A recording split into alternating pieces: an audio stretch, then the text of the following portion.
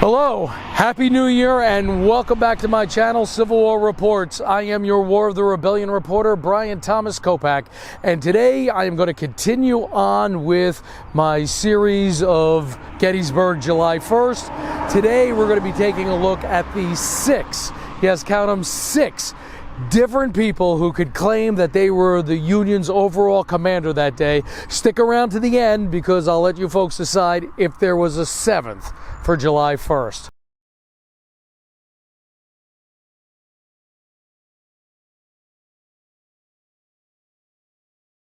So the first one we're going to be taking a look at, well, if you saw my episode a few months ago on General John Buford, you would know that Buford was the first overall Union commander here at Gettysburg on July 1st, 1863. The one thing I love about the Buford Monument is that he is facing forever, looking west down the Chambersburg Pike in the direction that the Confederate Army would have been coming that morning. Now you also notice that Buford is not on a horse. There are very few equestrian statues here at Gettysburg, and they're more or less reserved for the Army commanders. General Lee is on top of Traveler at the Virginia Monument. General Meade is mounted on his favorite war horse, Old Baldy, who did suffer a wound here at Gettysburg. And on the Union side, most, but not all, Corps commanders are mounted. They have equestrian statues. General Sickles of the 3rd Corps and General Sykes of the 5th Corps unfortunately do not have equestrian monuments here at Gettysburg. And on the Confederate side, General Ewell and General A.P. Hill, both Corps commanders of the 2nd and 3rd Corps respectively, also do not have equestrian statues here at Gettysburg. And it was only until 1998 that General Longstreet of the Army of Northern Virginia's 1st Corps finally got an equestrian statue here at Gettysburg. So Buford is not mounted, but I like the fact that he is forever facing west, looking in the direction of the Confederate Army. All right, before we go any further, folks, I really need to apologize. I did not realize that when I was filming this episode at the end of December of 2023, I was having some major audio problems, and it wasn't detected until I sat down and went to edit. And, well, now here we are in 2024, and I'm reshooting.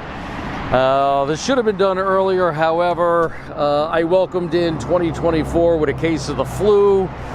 It seems that since starting cancer treatment back in 2022, I seem to be susceptible to all kinds of illnesses I don't want to get. Luckily, I've never had COVID, knock wood, but despite taking a boatload of vitamins, I still seem to be getting sick more now than, well, before the cancer treatment started. And then we had a really nasty cold snap here in Gettysburg in January, or middle of January, for about 9 days. Didn't get above freezing, so that curtailed any outdoor filming.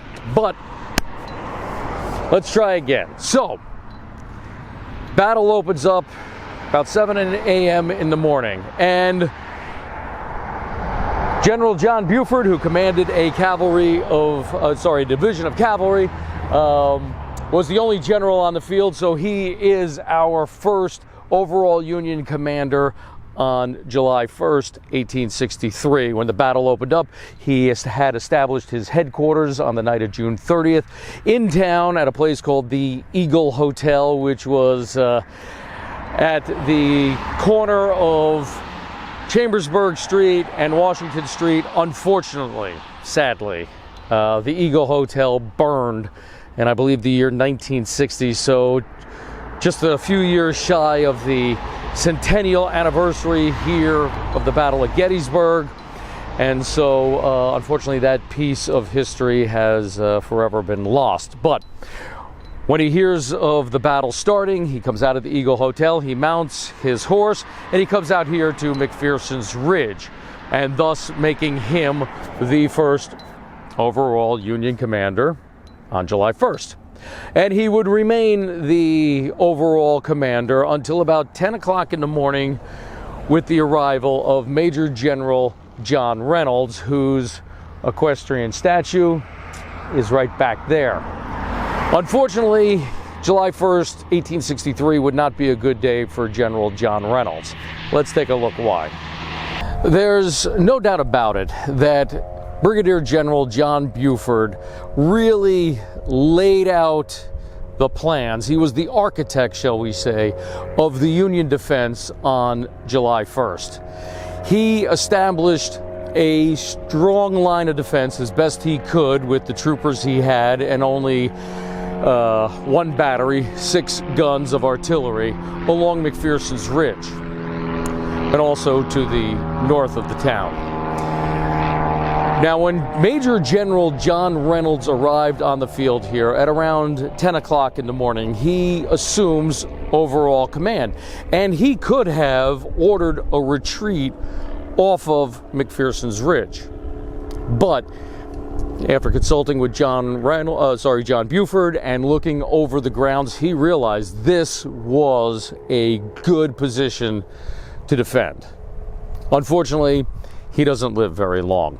He arrives here, as I said, around 10 o'clock in the morning, and he only lives for about another 20 to 30 minutes as he's leading his Iron Brigade into the woods behind me to take on Archer's brigade. He is on his horse, he's mounted, and that monument behind me represents the spot where General John Reynolds, mounted on his horse, turns his head back to this area to encourage the Iron Brigade to head into the woods. And it's recorded that his last words were, "For God's sakes, forward." At that point, a mini ball enters the back of his head, and by all accounts, he's dead by the time he hits the ground. Okay. While I'm here, I just want to point out that according to the book Crisis at the Crossroads, this woods was a little different at the time of the battle. Now there's a lot of undergrowth and you really can't see through it. However, prior to the Battle of Gettysburg, goats and cows use this as a pasture. For those who are not familiar with goats, they're pretty much scavengers. They'll eat anything. So there really was no undergrowth here, and you could literally see through this woods, and you could see the Confederates coming up on the other side. But General John Reynolds is killed, and once that happens, overall command will turn to a third commander. With the death of General John Reynolds, overall command of the Union Army would fall on the shoulders of this man, Major General Abner Doubleday, from my home state of New York. So, who was Abner Doubleday? Well, John Reynolds was the First Corps commander, but he was also the left wing commander, which meant that he was in charge of not only his First Corps, but the 11th Corps, which would also be engaged here at Gettysburg on July 1st, and the 3rd Corps, which would not see action on July 1st, but would see plenty of action on July 2nd. So once General Reynolds was killed in battle, command of all Union forces fell on the shoulders of Abner Doubleday. And he had already been acting as the First Corps commander. Prior to that, he was a division commander. But once Reynolds was elevated to wing commander, he moved up to command the Corps. And by all accounts, what he did here on July 1st was very admirable. He behaved very soldierly, and he did his best to keep the Confederates out of the town as long as possible. However, before July 2nd, the battle would resume.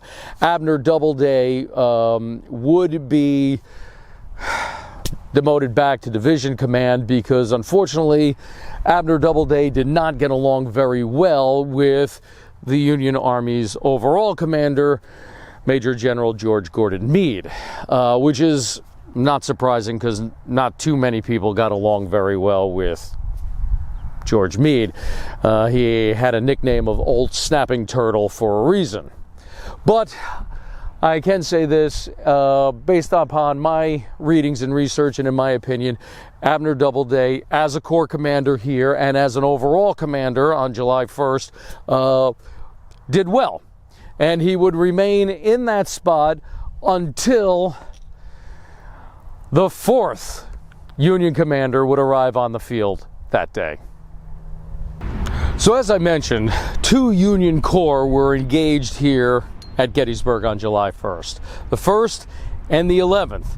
And with the arrival of the 11th Corps also brought the 11th Corps' commander, and thus the 4th overall Union commander here at Gettysburg on July 1st, 1863.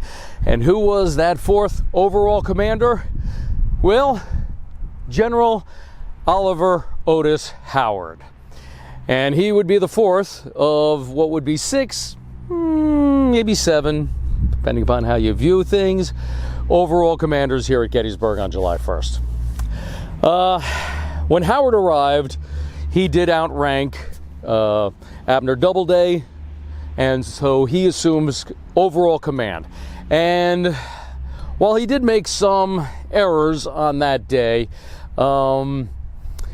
like Buford before him, as he was riding towards Gettysburg, he did notice the high ground here in and around the town, and he realized that this area where we are, I'm on East Cemetery Hill right now, that's where Howard's equestrian statue is. He did realize that Cemetery Hill was going to be a key position. And when he does deploy his corps, he originally leaves 2 brigades here. One of them would have to be sent into the town to try to slow down the Confederate advance. But nevertheless, he does realize the significance of this area. And this really was his finest hour. Howard, in my opinion, was not the greatest general the Union Army had, but he was brave. You're seeing right now the left side of General Howard. Had I been filming on his right side, you will notice that he has half an arm. He lost part of his arm on the Virginia Peninsula just a little bit over a year before the Battle of Gettysburg. So there's no doubt he was brave. I just do question his overall ability as an Army general, but that's my opinion.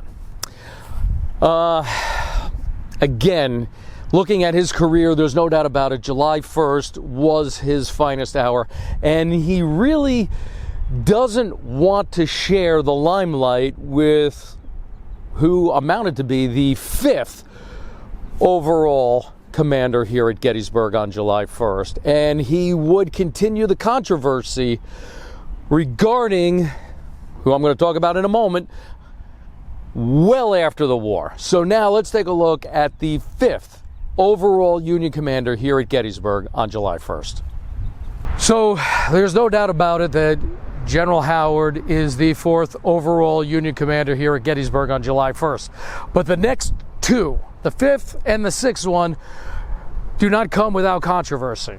So, the next overall Union commander for July 1st, 1863, according to Howard, whose equestrian monument is only a stone's throw away from this equestrian monument, never recognized this person's authority. Who am I standing in front of? Well, this equestrian statue belongs to none other than General the Superb Hancock. Yes, Hancock the Superb.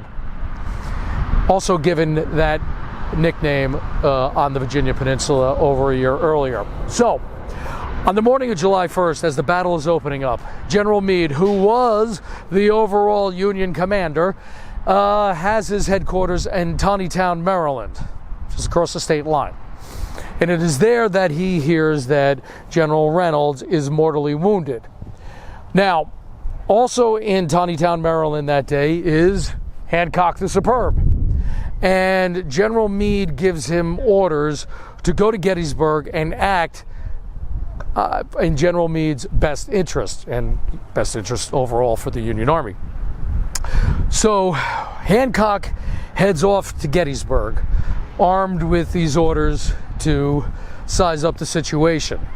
And as he's coming to Gettysburg, there's reports of him riding in a slow-moving ambulance so he could study maps while his horse is walking along in tow. And as he gets closer to Gettysburg, he gets out of the ambulance, mounts his horse, and rides here up to East Cemetery Hill, which is where we are right now. Howard, however, outranks Hancock and really refuses to accept that Hancock is in overall command. But according to General Meade's own after-action report, he writes, quote, "Major General Hancock, whom I had dispatched to represent me on the field," end quote. So he is coming here, he being Hancock, is coming here with complete authority to act as General Meade. And when he gets here, he immediately takes charge, and the soldiers recognize that. He was calm, but he was assertive. Dressed in his usual meticulously clean white shirt, he is in this area giving out commands to organize where troops are going to go. And the troops, even though they were not part of his corps, they do listen to him. They respect him. And he decides that, yes, this is good ground. This is the kind of ground that we want to be on to fight a defensive battle, and if need be, an offensive battle as well. Now, one thing I want to point out is Hancock's equestrian statue is on East Cemetery Hill. And there was, I don't want to say controversy, but there was some discussion as to where his equestrian statue should go. Because remember, on July 3rd, Pickett's charge is going to smash into Hancock's 2nd Corps. So there was some talk about, well, should his equestrian statue go on the other side of the battlefield on Cemetery Ridge, or should it be on East Cemetery Hill? And it was decided that the decisive action and the decisions made by Hancock on July 1st in this part of the battlefield really decided the fate of two nations. And it was decided that his equestrian statue should go where he made the greatest contribution, where he himself, not his corps, but he himself made the greatest contribution to the Union cause, and that was here on East Cemetery Hill. So now let's take a look at the 6th overall Union commander here at Gettysburg on July 1st. The 6th, and probably the most controversial overall Union commander that day, would be the gentleman behind me, General Henry Slocum. So at around 7 o'clock, long after the fighting had died out, Slocum arrives on the field. And just so you know, I'm standing right now on Stevens Knoll, and that is basically about halfway between East Cemetery Hill and Culp's Hill off to my right. And he got that name because of the artillery battery that was placed here was Stevens Battery. So let's take a look at Henry Slocum, because this is very controversial here. In fact, I got to tell you, I am currently working on an episode dedicated just to General Slocum on July 1st. But in a nutshell, to give you a taste, to give you a preview of what's going to be coming without giving too much away, at around noontime on July 1st, Slocum and his corps, and the 12th Corps was not a very big corps. It actually was one of the smaller corps in the Army of the Potomac at the time of the Battle of Gettysburg. He arrives at two taverns around lunchtime, about 5 miles south of Gettysburg. And he receives word there that General Reynolds has been killed, and he starts to get some messages from Howard asking him to come up onto the battlefield. And Slocum, okay, spoiler alert, he really didn't want to come to Gettysburg and assume command, is my opinion. But more about that when I do the episode on him later on. He sends one of his aides ahead because Slocum says, well, in the distance I could hear some popping, sounded like cavalry carbines, didn't sound like a big battle, but he sends an aide on ahead up the Baltimore Pike, and as the aide comes to a hill, he can clearly hear off in the distance the sound of a major battle. And Slocum then decides to put his corps in motion, but only after they eat lunch and get a little bit of rest. And it basically, from the time he hears about the battle raging here at Gettysburg to the time he arrives on the field is about 7 hours. So, very controversial figure, but when he does arrive on the field, he is the most senior general on the field. He does have to assume command, so he is the 6th overall Union commander on July 1st, and he may, well, technically be the last. I'm going to leave it up to you folks to decide if number 7 qualifies, because the next person to arrive on the field and assume overall command of the Army of the Potomac was the overall Army commander for the Army of the Potomac. So I'm going to let you decide if that person qualifies as the 7th overall commander for the Union Army on July 1st. Okay, so let's review all of these overall commanders again for the Union Army on July 1st, 1863. We start off with Cavalry Commander Brigadier General John Buford, followed by Major General John Reynolds, who was killed shortly after arriving here at Gettysburg, followed by Major General Abner Doubleday, then Major General Oliver Otis Howard, and then, much to General Howard's chagrin, I'm going to give it to him, the next one, the 5th one, would be General Hancock, and then number 6, reluctantly, General Slocum. Now, Slocum is in charge of the Union Army at the stroke of midnight, and I'm a bit of a purist. I believe that, you know, the day ends at midnight, one day ends and another one begins. However, there are some people who could argue, and I would agree to a certain point successfully, that perhaps we should add a 7th.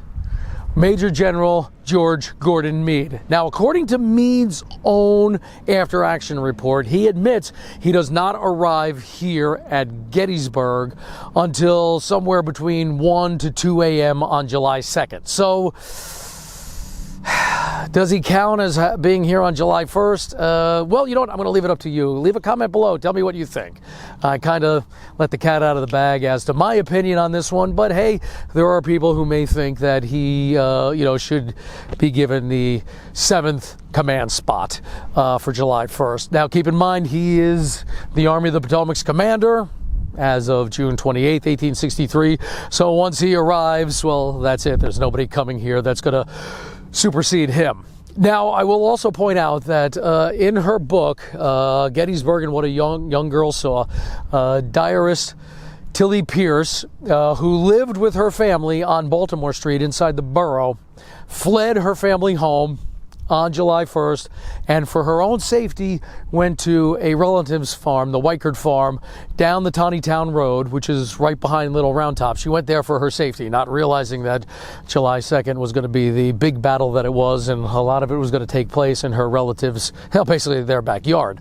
She says that on the night of July 1st, a horseman with some staff rode up and she gave the gentleman a drink of water. She later claimed that that gentleman that she gave water to was none other than General Meade. And it would kind of make sense because the Wykard family farm is on the Tawnytown Road, and he was coming from Tawnytown, so it would make sense. And by the way, he set up his headquarters just opposite and down the hill from where his statue is at the Widow Leister Farm, which was located right on the Taneytown Road. So again, I'm going to leave it up to you folks to decide. Leave a comment below.